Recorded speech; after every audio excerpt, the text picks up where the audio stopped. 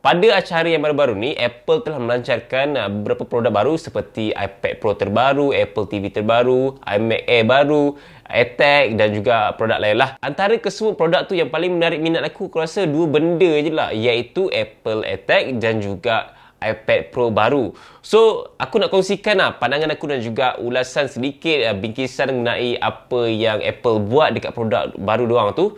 So guys, tanpa bermasa lagi, let's talk about it. Yang pertama adalah Apple AirTag. So, rumours mengenai Apple AirTag ni sebenarnya dah lama lah. Aku rasa dalam 2 ke 3 tahun sebelum ni lah. Dan banyak gila ke rumours keluar yang AirTag ni akan dilancarkan pada tahun 2020. Tapi, finally, dia dilancarkan pada tahun 2021, which is Apple AirTag ni berfungsi sebagai untuk kita nak kesan kita punya barang lah, dalam lagi bag kita ke kunci kereta kita apa semua kan. So, kita boleh trace lah barang kita kat mana kalau kita lupa kedudukan dia atau hilang ke apa kan. Kita boleh trace melalui Apple AirTag ni. So, itulah dia punya the main purpose untuk Apple AirTag. Dari segi features, Apple AirTag ni dia ada ketahanan jenis IP67 rating, which is sesuai lah kalau kena air ke apa semua. Apple AirTag ni juga ada sambungan Bluetooth dan bateri dia boleh ditukar once bateri dah habis lah. Dan Apple claim yang bateri dia mampu bertahan sehingga setahun atau lebih setahun macam tu lah. Itu depends pada penggunaan korang juga. Tapi macam mana dia berfungsi untuk kita nak trace barang kita tu? Okay, basically cara untuk kita nak kesan Apple AirTag ni dia agak tricky sikit lah, which is kalau korang hilang Apple AirTag tu ataupun barang korang yang ada Apple AirTag tu,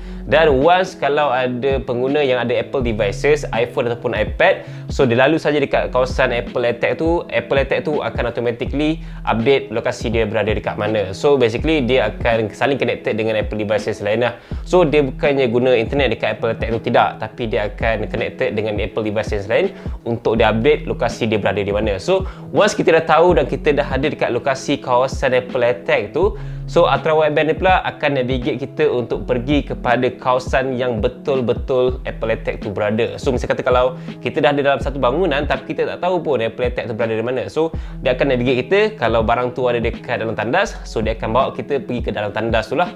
So kita boleh tekan beep sound untuk kita bunyikan dia, untuk kita nak dengar sama ada Apple AirTag tu berada dalam jamban ke dekat dalam tangki air ke apa semua. So itulah salah satu dia punya features yang menarik lah untuk Apple AirTag ni, untuk kita nak cari objek ataupun barang-barang keperluan kita macam bag ke, kunci ke, luggage ke. Misal kata kalau ada orang curi, tapi kalau orang tu tak perasan ada Apple AirTag, kita letak sorok dalam ke apa, kita boleh trace benda tu melalui Find My. Dan once dah dekat dengan Apple AirTag tu, kita boleh gunakan Bluetooth untuk dia navigate kita pergi kepada Apple AirTag tu, dan kita boleh bunyikan once kita dah dekat dengan Apple AirTag tu. Menarik kan? Bagi aku is very super useful lah untuk pengguna Apple ecosystem, especially yang nakkan aksesori tambahan macam ni untuk dia punya barang-barang keperluan personal yang mahal. Of course, lagi luggage ke, sling bag ke, kunci kereta mahal ke apa semua kan. Harga dia surprisingly tak mahal dan juga tak murah. Aku macam okay, harga dia tak adalah overpriced sangat kan untuk barang Apple, sebab untuk harga jualan kat Malaysia hanya RM149 saja. Tiada package 4 unit ke 3 unit macam ada dekat US tu, tak ada. Dia hanya jual 1 unit saja, iaitu RM149, which is not really expensive dan not really cheap lah. Okay lah untuk harga dia, quite affordable jugalah untuk pengguna Apple kan. Dan of course Apple AirTag ni korang boleh engrave lah untuk korang nak letak emoji ke, animoji ke, any tulisan yang korang berminat untuk letak kat Apple AirTag korang supaya dia nampak lebih cool dan juga lebih menarik lah. Dan of course kena beli dekat Apple punya website lah kan. Tapi itulah, untuk harga aksesori dia aku nampak macam lagi mahal lah berbanding dengan harga AirTag tu sendiri, which is untuk yang AirTag loop yang biasa dia jual dengan harga RM149, sama macam harga Apple AirTag.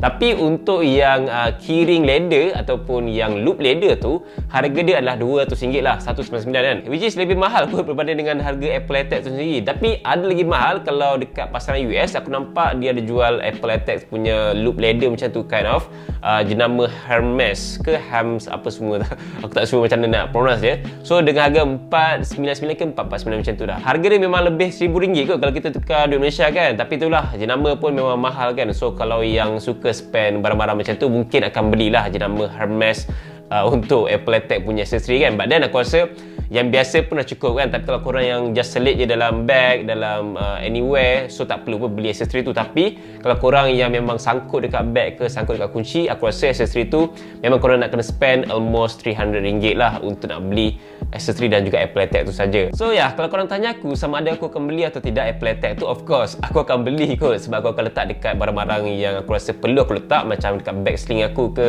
dekat kunci kereta aku ke, dan barang-barang lain lah. Seterusnya, just very short saja, iaitu iPhone 12 dengan warna baru, iaitu warna purple. So nothing special pun dengan iPhone 12 yang terbaru ni, just a new color sahaja. So itu saja, spek semua sama, design sama, dia punya size sama, harga pun masih sama, cuma warna yang baru saja. Tapi bila aku tengok iklan daripada video Apple dekat YouTube, aku nampak agak convincing jugalah dia punya warna purple tu kan. Sebab aku rasa iklan daripada Apple ni memang tidak pernah mengecewakan lah. Memang dia akan always berbisik pada kita, suruh beli yang ni, suruh beli yang ni kan. So guys, kalau korang suka warna purple, of course korang boleh beli warna purple untuk iPhone 12 ataupun iPhone 12 mini saja.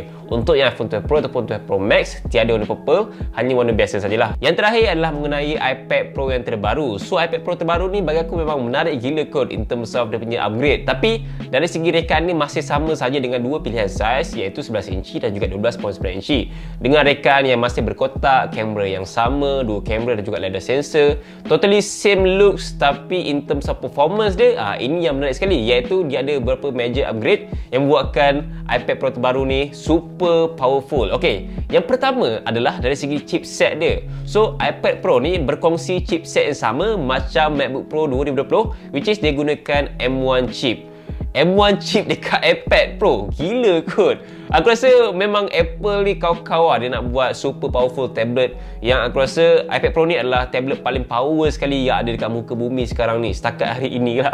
Personally, aku tengah gunakan iPad Pro 2020 dengan chipset A12Z yang aku rasa dah cukup powerful lah untuk aku gunakan, untuk aku edit video ke, edit gambar ke, untuk buat artikel dan pelbagai lagi perkara. Aku dah boleh gunakan iPad Pro 2020 dah cukup powerful lah bagi aku. Tapi ini dengan M1 chip, aku rasa dia akan lebih lagi lah. Dan of course, setiap tahun mestilah Apple nak kena upgrade dia punya chipset. Takkanlah dia nak gunakan chipset yang sama, betul tak? Macam iPhone jugalah. So every year mesti akan ada peningkatan chipset dan juga prestasi supaya iPad Pro tu lebih berbaloi untuk dibeli dan juga lebih, you know, boleh letak harga lebih mahal sikit berbanding dengan iPad Pro yang biasa. Of course, sebab aku tengok harga iPad Pro yang baru ni lagi mahal kot berbanding dengan iPad Pro yang tahun lepas punya. So guys, of course, dia ada reason untuk letak harga lebih tinggi kan, betul tak? Aku nampak benda ni memang sesuai lah untuk korang yang memang gunakan iPad Pro untuk creative work, semacam untuk edit video ke, edit gambar ke, untuk nak buat drawing, untuk buat colouring dan sebagainya lah. Sebab aku rasa ramai je kat luar sana yang gunakan iPad Pro untuk buat drawing, colouring, untuk nak buat design ke,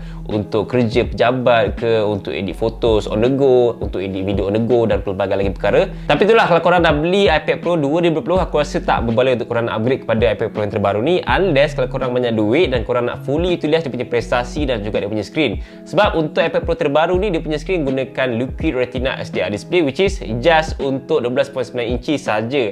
Tapi malangnya untuk 11 inci masih gunakan Liquid Retina display yang biasa lah. So kalau korang nak memang merasai pengalaman sekali cantik untuk drawing, untuk colouring, untuk edit gambar, video, ataupun maybe untuk tengok video ataupun movie dekat iPad Pro ni, yes, korang nak kena pergi kepada iPad Pro yang bersaiz 12.9 inci lah, which is bagi display yang lebih bagus dengan kecerahan yang lebih kurang je macam Pro Display SDR. So itu apa yang Apple claim lah untuk iPad Pro terbaru ni kan. So that's why harga dia tu memang mencanak-canak naik jugalah berbanding dengan iPad Pro pada tahun lepas kan. Dengan adanya prestasi lebih padu dan juga dia punya display yang lebih cantik dan cerah untuk yang 12.9 inci, of course harga dia mencecah RM10,399 lah untuk the highest variant 2TB Wi-Fi dan juga seluler. Another upgrade untuk iPad Pro ni juga, dia ada USB Thunderbolt dan juga dia ada rangkaian 5G. So ada dua benda ni, aku rasa memang dia agak feature proof lah untuk korang yang memang gunakan iPad Pro ni betul-betul kan. In fact, untuk iPad Pro terbaru ni juga dia bagi pilihan storan sehingga 2TB, which is memang besar gila kot untuk sebuah tablet.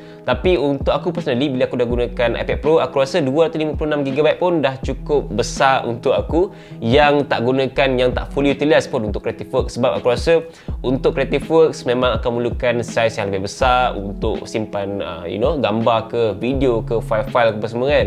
So aku rasa 1TB ke 2TB tu memang ialah satu storage yang sesuai untuk korang yang buat creative works lah untuk iPad Pro. Tapi untuk aku yang just gunakan untuk kerja pejabat, untuk just buat artikel, untuk edit video ataupun gambar sikit-sikit, aku rasa 256GB pun dah cukup bagus untuk aku dah personally kan, sebab kadang aku gunakan SSD ataupun aku just cocok je dekat port dia, so senang untuk aku. Itu depends pada keperluan masing-masing. Ada yang lebih mementingkan storage lebih besar dan ada yang tak kisah pun pasal storage, 128 ataupun 256 pun dah cukup kan. So guys, aku rasa itu sajalah untuk aku punya perkongsian mengenai iPad Pro terbaru, Apple AirTag dan juga iPhone 12. Yang lain tu aku tak nak ulas sangat sebab aku tak berapa suka sangat lagi iMac tu. Aku agak benci lah dengan pilihan warna-warna tu. Aku tak berapa suka sangat honestly dengan warna-warna macam tu, sebab aku lebih suka kot Apple make it simple, macam warna grey ke, warna silver dan you know, warna basic. Sebab colour tu membuatkan it look cheap dan aku nampak dia punya bingkai iMac yang baru tu macam tak berapa nice untuk mata aku lah. Dan tak ada logo Apple dah dekat depan, aku nampak logo Apple letak kat belakangnya. So that's why aku tak berapa suka sangat kot iMac yang terbaru. Tapi it's powerful enough jugalah untuk sebuah iMac yang terbaru dengan M1 chip juga. Dan ya, harga pun okey untuk korang nak beli sebagai iMac dekat rumah korang. Tapi kalau dia tawarkan dengan warna space grey, aku rasa aku akan beli warna space grey instead of that colourful kind of colour, you know. Dari segi rekaan, iMac yang terbaru tu memang nampak very sleek, very nampak minimal and very simple lah. Aku rasa kalau kita letak sebelah-sebelah dengan iPad Pro yang ada Magic Keyboard tu, kita boleh nampak lah keselarian dia tu kan. Dari segi design yang petak, boxy apa semua. So aku memang boleh puji dari segi rekaan yang baru untuk iMac. Cuma dari segi warna tu macam tak menepati cita rasa aku lah kan. But of course, kalau korang suka warna-warni, yes, iMac yang terbaru is a good choice untuk korang semua. Sepanjang Apple event yang dilancarkan, aku agak kecewa sikit lah sebab Apple tak perkenalkan MacBook Pro 16 inci yang terbaru dengan chipset M1 lah. Don't just perkenalkan iMac baru saja. So aku harap-harap dalam bulan 6 ke ataupun bulan 9 nanti adalah MacBook Pro 16 inci yang terbaru dengan chipset M1 dan rekaan yang sedikit berbeza lah berbanding dengan MacBook Pro yang sebelum ni kan. Sebab aku rasa macam tak cukup lah prestasi untuk Intel Core i9 aku dekat MacBook Pro 16 inci ni kan. So aku harapkan kalau ada M1, maybe aku akan beli M1 lah, ataupun maybe upgraded version of M1 punya chipset kan. Maybe kalau ada upgraded version lagi stabil, lagi optimize, lagi bagus lah untuk pengguna sendiri kan, betul tak? So guys, antara kesemua produk ni, mana satu yang menarik minat korang? Aku rasa dalam iklan itu semua produk yang menarik, tapi aku rasa aku akan beli Apple AirTag dan maybe aku akan beli iPad Pro terbaru untuk aku review ataupun untuk aku nak cuba sendiri sama ada iPad Pro terbaru tu dapat perbezaan yang ketara gila ke tak in terms of prestasi dan juga screen dia kalau nak bandingkan dengan iPad Pro yang tahun lepas. So guys, korang boleh kongsikan pendapat korang dekat komen mengenai kesemua produk Apple lancarkan pada hari ini. Itu saja untuk video kali ini dan aku harap korang enjoy dengan video ni dan aku harap video ni bermanfaat untuk korang semua. Share dekat kawan-kawan korang, like dan subscribe channel aku. InsyaAllah kita bertemu lagi dalam video. Assalamualaikum. Bye. Selamat berpuasa kepada semua. Bye.